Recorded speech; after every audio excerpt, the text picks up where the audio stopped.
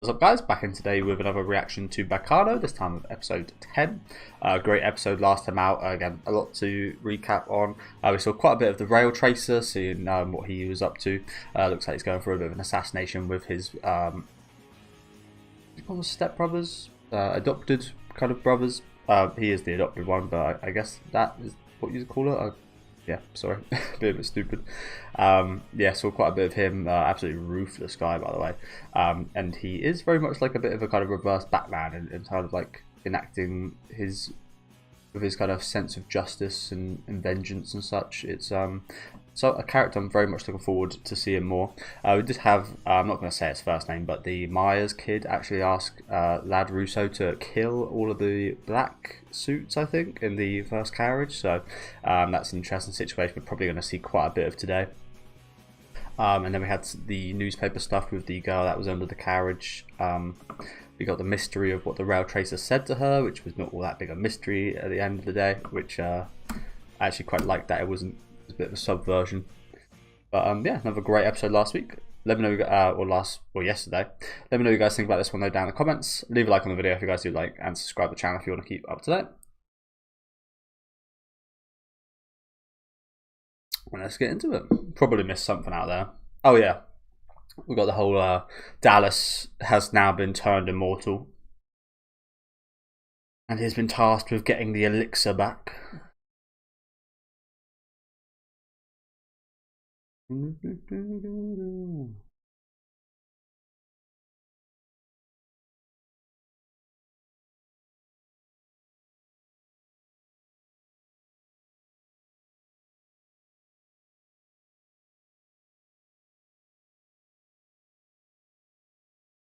I think the biggest mystery still, honestly, is this girl, Lua Klein. Now, what is her deal?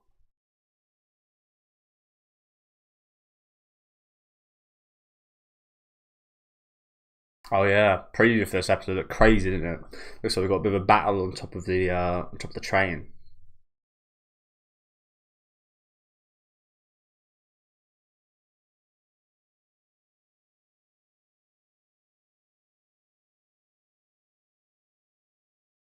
Understand that?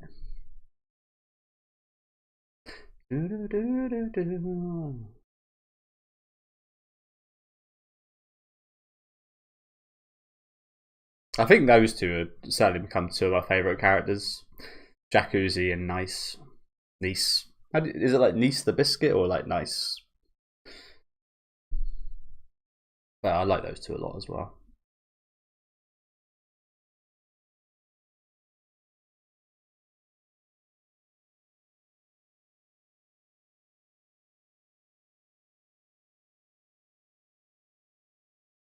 The assassin girl, Newfoundland. Yeah, this is the girl from the black suits. I think. No, this is a guy talking. No, this is not her. My bad. It kind of looked like her.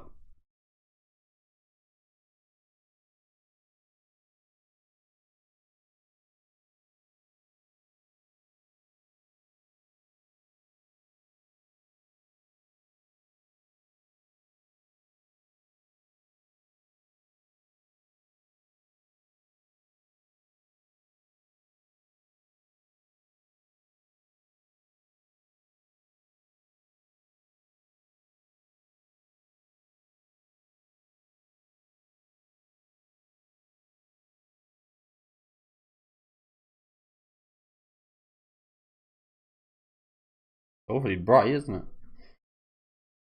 So this is Hui.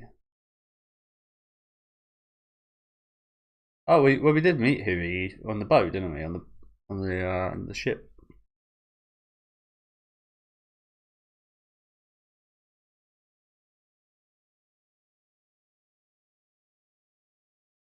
So that's his daughter. Okay, that's why I thought that was her, because they do have the same hair.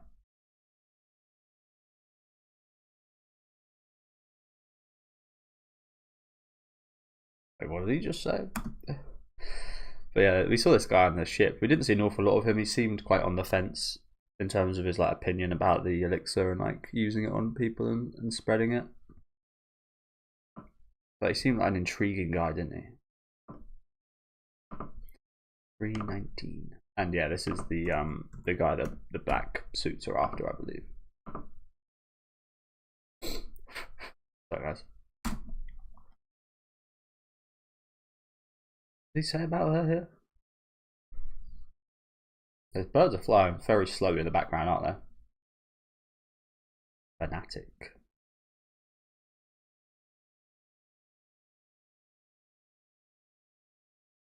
Fanatic about what?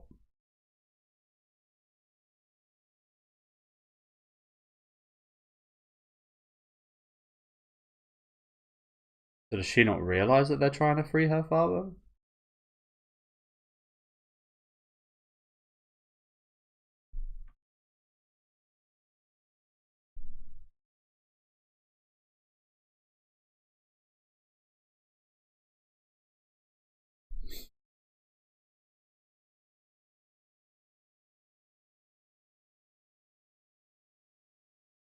Okay. Could not read all that. Seslaw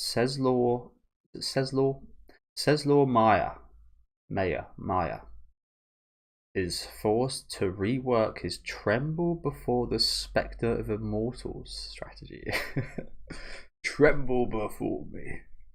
Again, these immortals aren't actually all that scary. I mentioned this last episode. They're actually kind of. I like the fact that they've got like a weakness. They're not just like totally immortal. They can be sucked up. Not really much to tremble over. I mean, yes, you can't kill them, and that is horrifying to a normal person. Not to a big horror fan like me, but to a normal person that would be horrifying. But I've said that again. We see it in the opening. You can capture these guys and torture them for as long as you want. It's not like they can escape if you've properly captured them.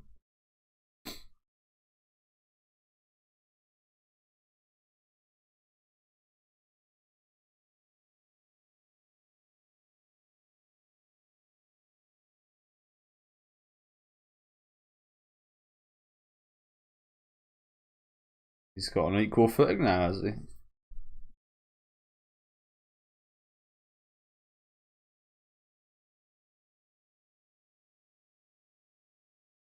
Damn, that was a lot of money back then. That was a lot of money. Fucking hell. What's that with inflation? A fucking ton, I imagine. Jesus.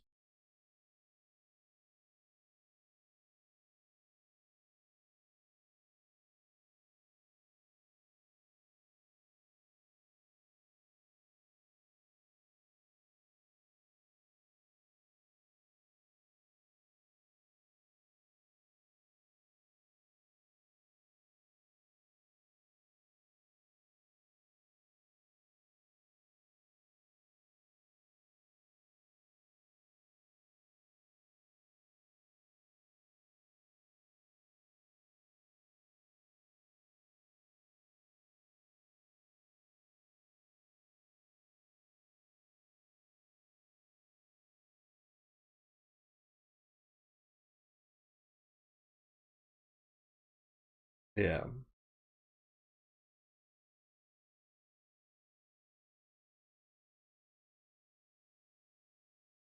So he changed his appearance quickly, hasn't he? Also, certainly acting unkid-like as well.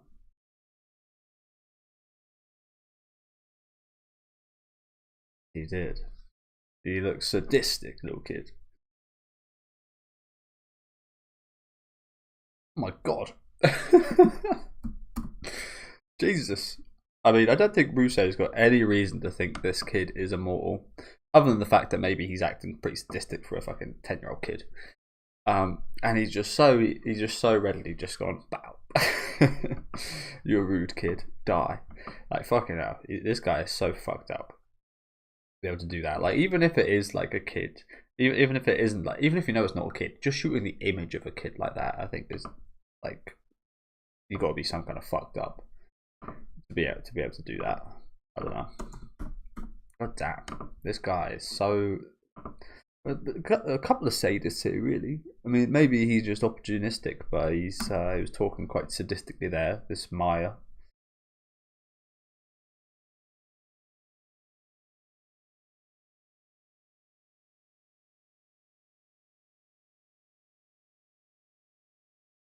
You'd kill me too. Is what he's fucking give the reason for that. You'd kill me too if I said the same thing in this situation. Like, no, you fucking wouldn't.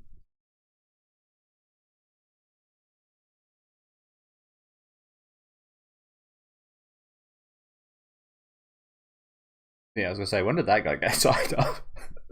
Fucking tied himself up, the lazy bastard.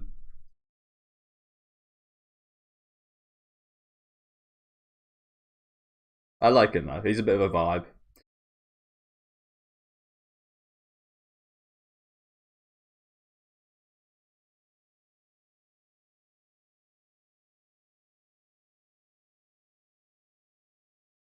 This is the black dude.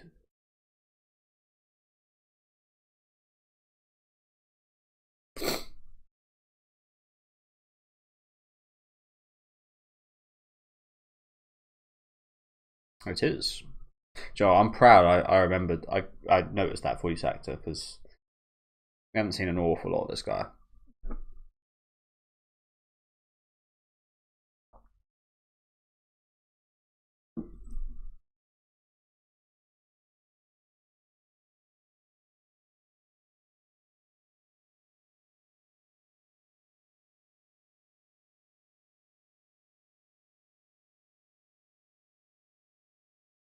Well, it is a massive shame she's getting dragged into all of this, isn't it? She really should stay hundreds of miles away from all of this.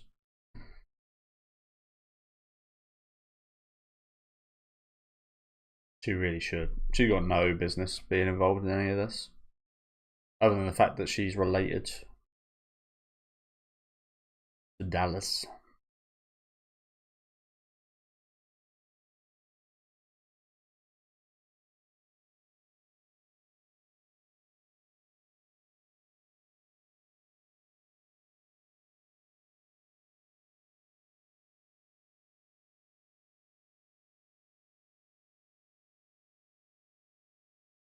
Who?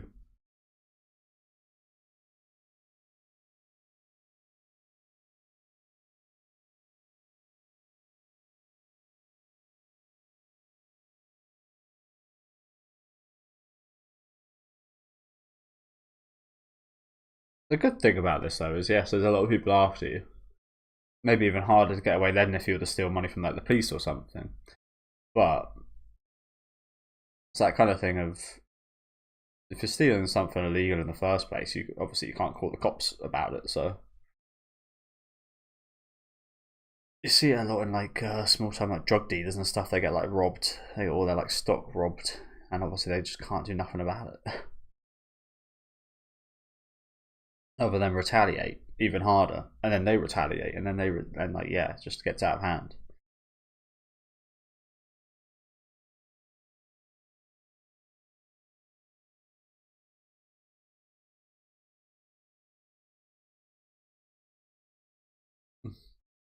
We're gonna put the put the alcohol at gunpoint, are we?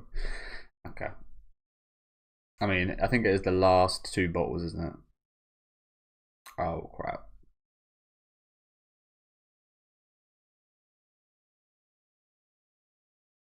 Money. Oh, this is bad. This is bad.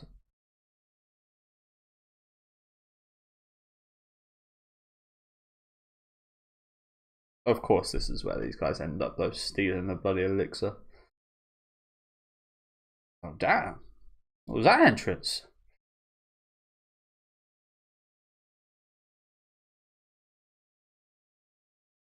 Moriarty? Isn't that from Sherlock Holmes? Funnily enough, I was literally looking it up the other day. Moriarty the Patriot. Apparently, it's a really good show, and I should check it out. So, I'll make it a little bit scarier. Jack the Ripper. But yeah, I don't know too much about Sherlock Holmes, to be honest with you. Hey, good job. Joe, these guys really are master thieves, aren't they? Unfortunately, now though, Ennis has got a bit of a complication. I genuinely thought they'd be there for a sec, but they're just behind under that. Yeah, she's now got a bit of a complication, hasn't she? 'Cause she really likes those two.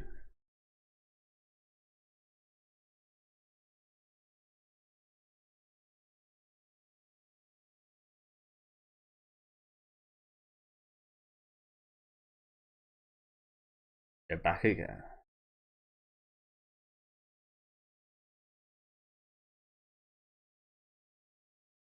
No.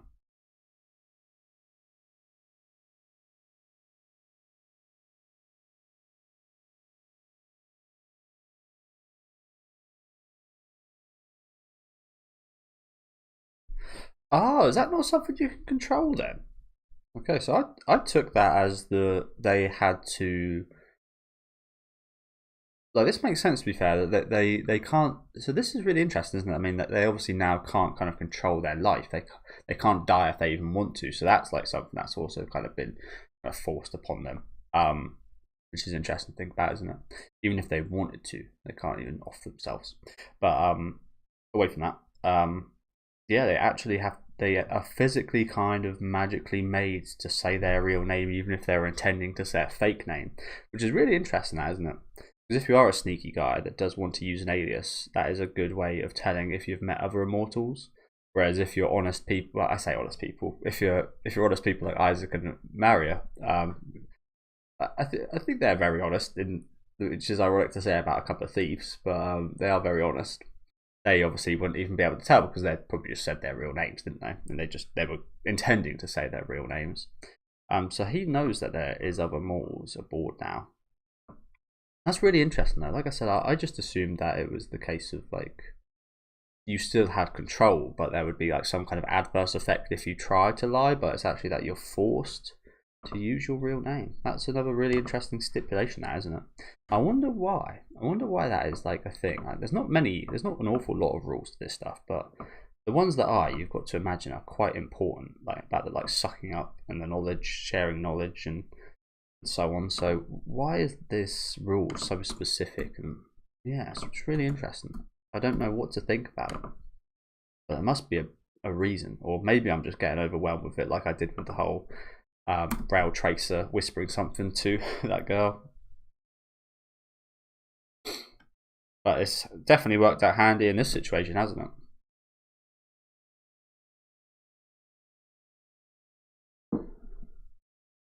Yeah, you got to be constantly worrying about that if there's another immortal around you, haven't you? Just literally one tap, especially as a kid, because you could just like wave a kid's hair like that.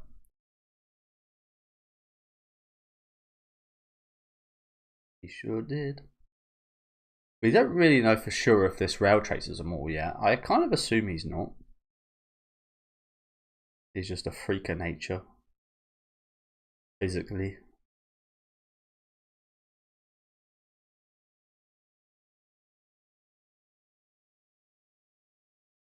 I don't know.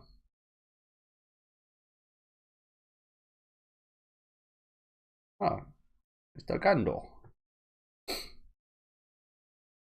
Su. Gandozu.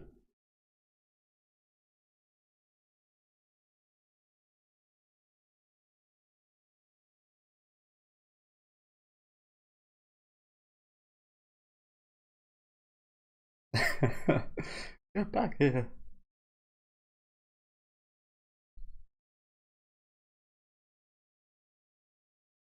She really has just look at this dude. She really has just walked into the lion's den here, though, hasn't she? She's a live chicken that's walked into the lion's den.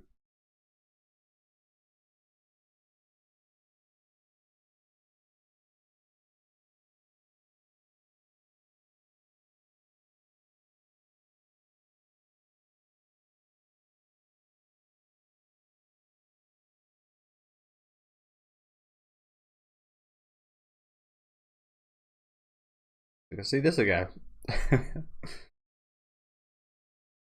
Good. That's nice. That's a nice little scene. You crying? Why is her voice actor always play these fucking roles? like Sachan from Gintama. Like I really like her voice actor.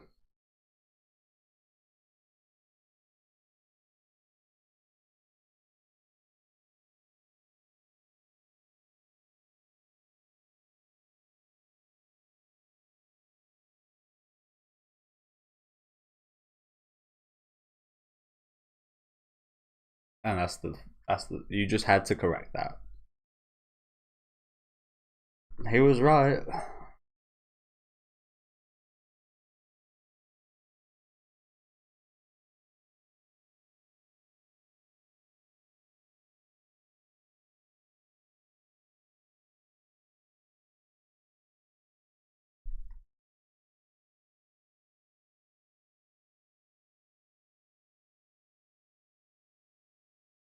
Got to play Showdown up here, aren't we? There's even more characters than I thought.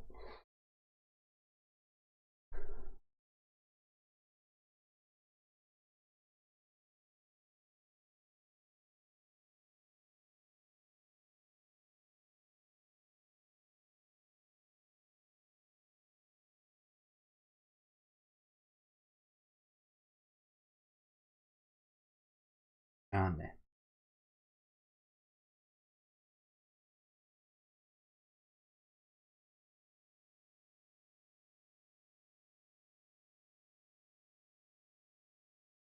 They're planning on killing her as well. Damn.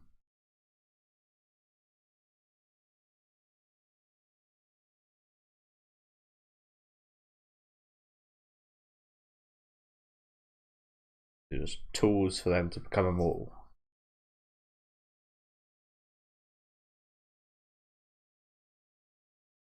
So she's taking a vow of silence.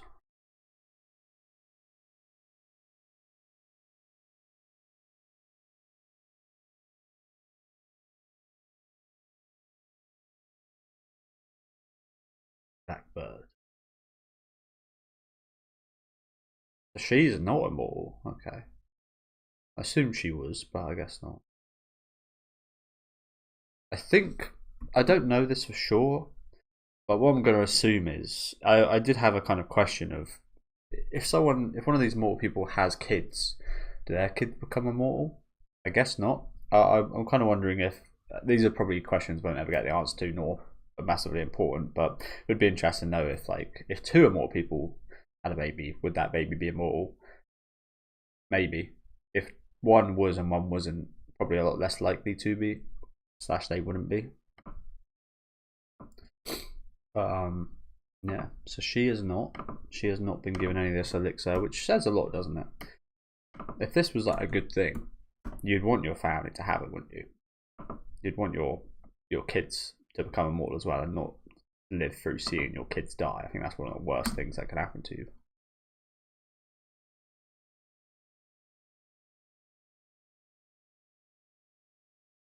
I guess he could kind of have an endless family if he wants. You can always have kids whenever.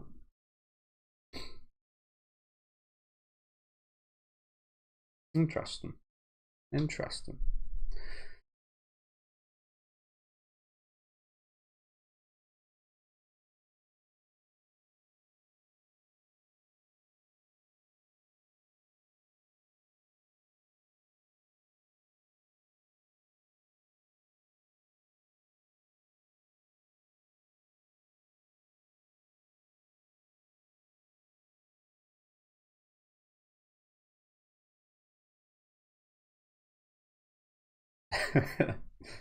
It must be love.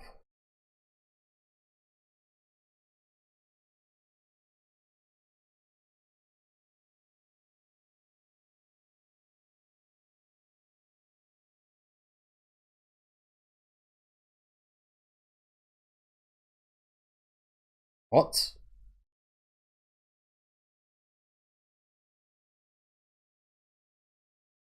Wait, what?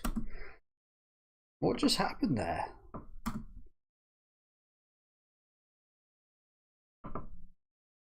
What did she just cut off there?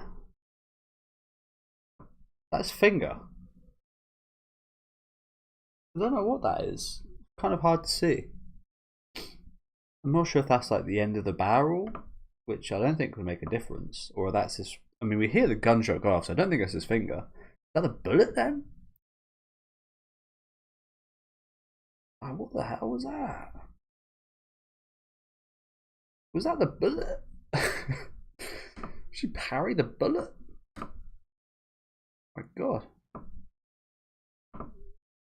That's also a funny thing about this, isn't it? The people that are immortal have had hundreds of years to learn martial arts and so on. The scariest people we've met so far in the series, physicality wise and like killing wise, apart from Lad Russo, of course, who has a gun, are the humans. The rail tracer and this woman, like Jesus.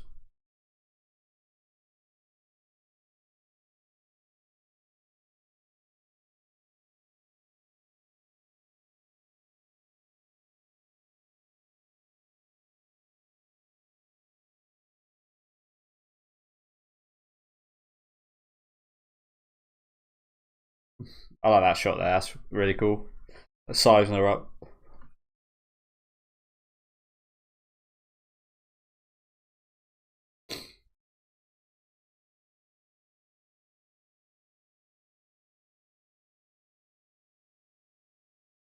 Oof.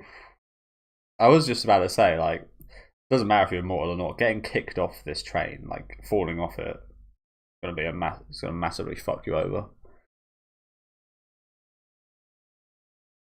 Who the fuck's this guy now? Or the black suits, I assume.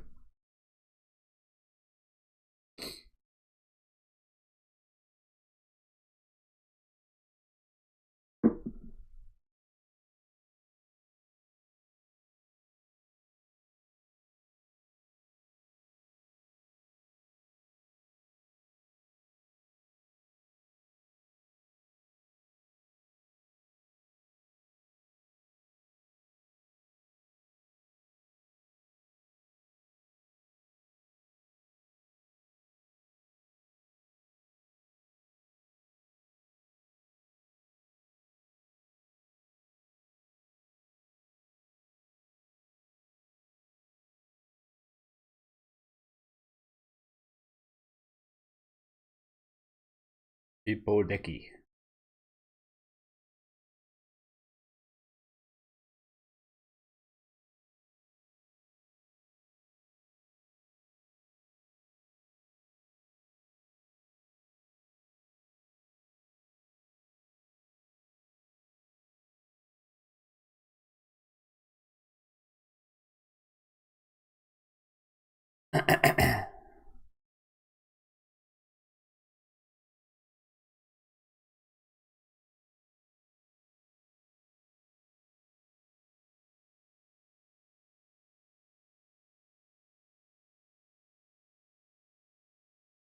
So honestly, that's really handy.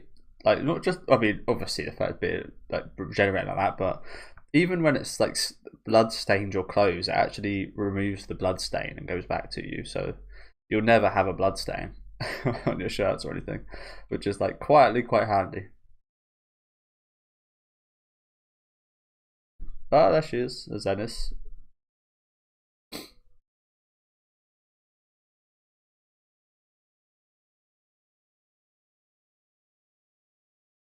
Sure, I got the feeling these guys just really just love the thrill of the chase. If you know what I'm saying, like they don't actually care about like retiring and getting enough money.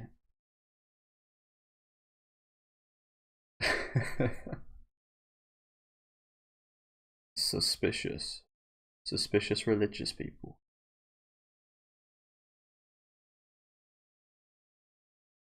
Yeah, they do it for the love of the game rather than to actually gain out of it. I don't know. I mean, I know they don't like. I don't know.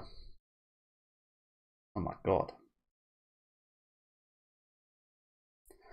Look at this. Chinese gambling.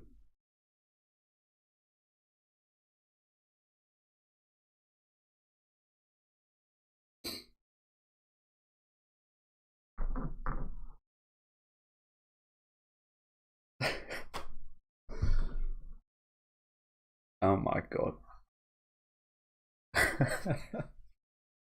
What are they doing? Seriously, what the fuck are they doing?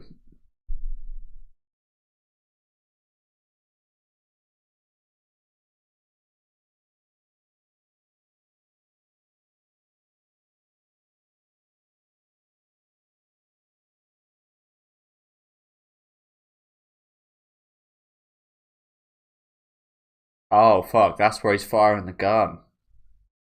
Oh my, what? He's just under there.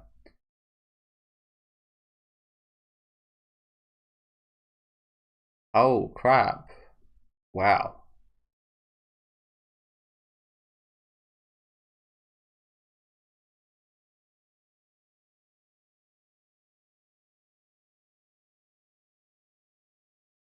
There's a few bullets been fired up here, hasn't there? Probably fill them in.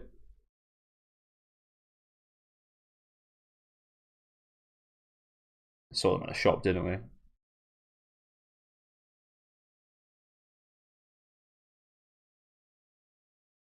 Oof. Are they father? They strike me as wife and husband, father and daughter. Rude fucking kid. Rude fucking capo. Okay, wow. Things are really kind of coming together in like terms of tying up the storylines, aren't they? Like wow. But yeah, another good episode. Some brutal stuff at the start there. Got a little glimpse of this Hui character as well, which we saw a little bit of in the ship segment in episode 7, but other than that we saw nothing of. Still not 100% sure like what his deal is or anything.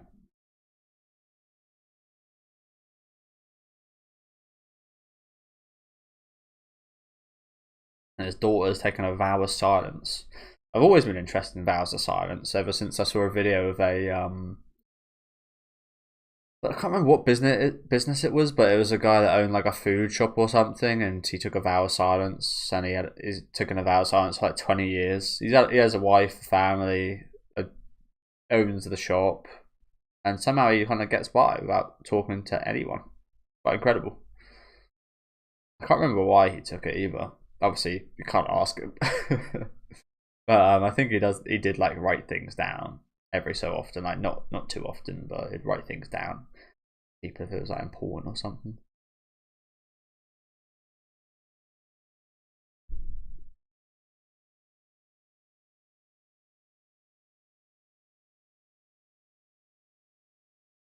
I noticed that.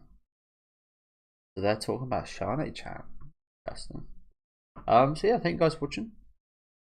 So we've got Philo talking to Ennis, which is also quite interesting. Preview here. It's like Cesar is all shot up. It looks like he does encounter, I forget this guy's name, but this dude from the ship as well. So yeah, it looks like things are gonna get quite crazy again next episode. But yeah, thank you guys for watching. Again, great episode today. Another great episode. Love to see. I mean, this again, not 100% sure what to make of all this with Hui, to be honest with you. But I love this scene with Maya and Russo. I thought that was awesome. I think, in fact, of like how it, not just what was said, but like how it was kind of acted out as well, with Maya kind of stepping on the box, stepping up to Russo's level. I think that was the moment where Russo decided to kill him, where he wasn't looking down on the kid anymore, and the kid wasn't looking up to him being nice. He, like, the kid stepped on the box, went to his level, just said, yeah, you know what, you work with me, we'll work on this together for 200 grand, which I do want to look up because that strikes me as like millions, right, with inflation. When was this? I'm going to put in 1930. Inflation adjuster.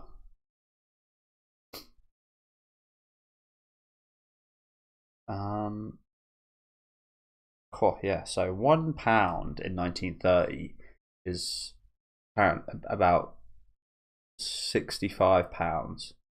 65 times 200,000. Yeah, that's millions. Literally almost like 10 million, almost. Oh yeah. But yeah, I love this interaction. Again, just like the subtle details of him stepping on the box, the look in his eyes, like the total tone shift of him as a character. Like, he was a really good actor, this Maya kid, but yeah, he totally kind of as soon as he started even thinking he was on equal footing and could talk on equal terms to Russo was just like, yeah, that was absolutely ruthless. That was. But yeah, I love the scenes with Vlad Russo in general today. He got a bit crazy, didn't he? Fighting the Shanae girl, I think her name is, who is also a bit of an enigma, isn't she? Of course, these two fucking steal the elixir. Of course, like they've worked their way into almost every situation in this show, haven't they? But yeah, lots of really interesting ongoings here. Again, things do look to be kind of culminating as we see at the end of the episode. But yeah, let me know what you guys think about this one in the comments. Leave a like on the video if you guys would like, and subscribe to the channel if you want to keep up to date. I'll see you next time.